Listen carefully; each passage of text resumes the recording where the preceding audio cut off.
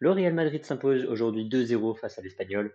Match maîtrisé par les Madriliennes chez eux au Bernabéu. Gagné 2-0 face à l'Espagnol qui, attention, bien commencé. Vous allez voir, mais ils ont très bien commencé l'Espagnol. Ils étaient avant le match troisième avec seulement un match nul. Voilà, ils perdent leur match, premier match de la saison qu'ils perdent. Pour l'instant, ils sont troisième parce qu'ils ont joué un match de plus que les autres, que la plupart des autres clubs espagnols. Donc voilà. Que retenir de ce match? Je vous montre la composition de l'équipe rapidement. Donc deux centraux, deux pointes, Mbappé et Garcia. Garcia très timide, touche pas de ballon, touche très peu de ballons.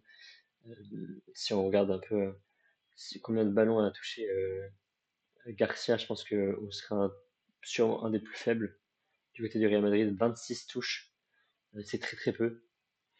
Surtout quand le Real Madrid a globalement la possession. Vous allez voir, je vous montre rapidement les stats. Donc quand même un peu d'XG du côté de l'Espagnol, 1.02, un seul tir cadré. Voilà, c'est un match, ils ont raté une grosse occasion pendant la période. C'est dommage, parce que c'était une belle occasion, un bon centre. Donc dommage qu'ils ne mettent pas, surtout que je pense que Courtois l'aurait jamais eu. Mais enfin, c'est le Real Madrid, 1,35, des buts phénoménaux. Alors, premier but, c'est Militao. Déjà, il se passe quasiment rien en première mi-temps. Il n'y a rien qui se passe. Le Real Madrid a la balle globalement. Ils essayent de transmettre, il n'y a pas de rapidité, très peu de provocation. Il y a quelques joueurs qui provoquent, attention, hein, voilà. Mais dans l'ensemble, c'est pas énorme. Ce match-là n'a pas été incroyable. C'est pas le plus grand Real Madrid qu'on ait pu voir de ces dernières années. Donc, il se passe pas grand-chose pendant la mi-temps.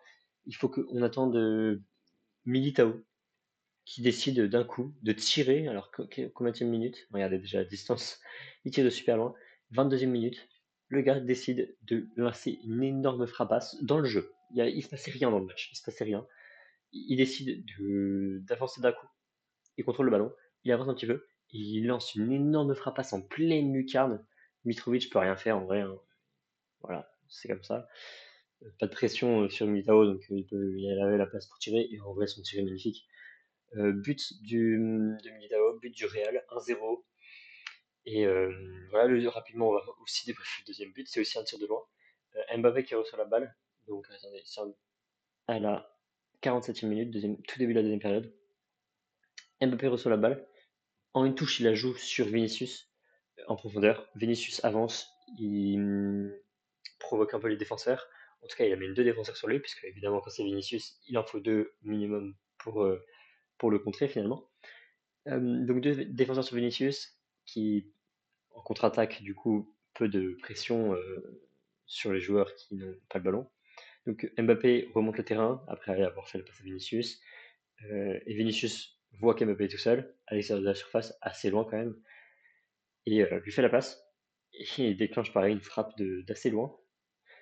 Voilà. 0,02 XG. Je pense que Militao c'est 0,01. Tellement c'était incroyable, hein. Ah, 0,02 aussi.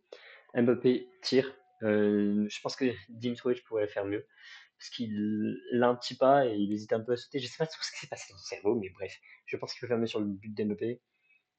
Il tire pas en puissance là, Mbappé. Enfin, si, évidemment, puisque vu la distance, mais surtout bien cadré. Bien cadré côté intérieur. Donc c'est pour ça que Dimitrovic peut au moins la toucher peut-être, mais c'est à peine s'il saute. Mbappé marque 2-0 dans un match vraiment peu intéressant. Voilà, j'ai vu peu d'occasions dangereuses. On a Vinicius qui a essayé de provoquer. Là, je suis pas du tout d'accord avec cette note-là, hein. 8,2, ça me paraît tellement énorme. Enfin, non, non, il n'avait pas 8,2, je pense pas.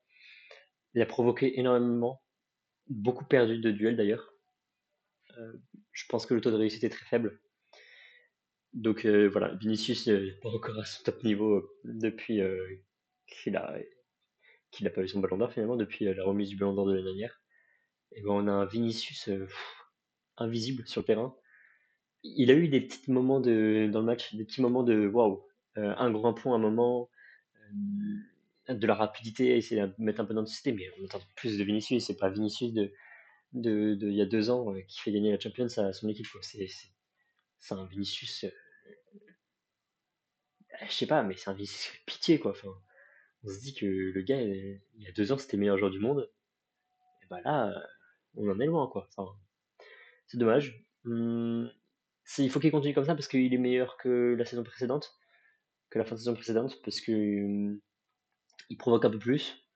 Mais voilà, on attend plus de Vinicius, c'est pas ça qu'il faut. Mbappé top match, il a essayé pareil, bon match, pas incroyable, mais bon match de Mbappé qui marque encore. Ses stats, il a combien de buts là? Ça y est, il doit être déjà meilleur buteur de Liga, je pense. Mais bon, c'est pas, en 5 matchs, c'est pas étonnant. Mais je pense qu'il a plus de matchs de buts que de matchs. Voilà, 5 buts, 5 matchs aussi. Bon, voilà. Euh, un autre joueur qui est très intéressant, c'est Mastantuono. Il a beaucoup provoqué, beaucoup gagné, beaucoup provoqué, beaucoup gagné. Le nombre de duels, je pense qu'il est assez élevé. Voilà. 6 dribbles réussis dans le match.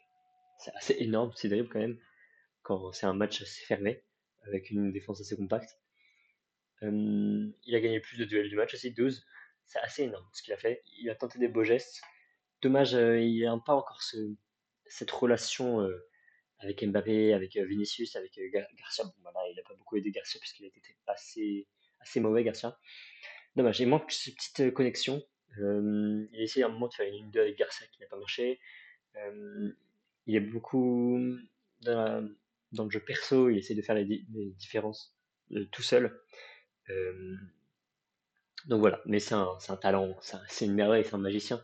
Il lui manque juste la connexion et je pense que ça peut devenir un super joueur, super coup de mercato pour le Real.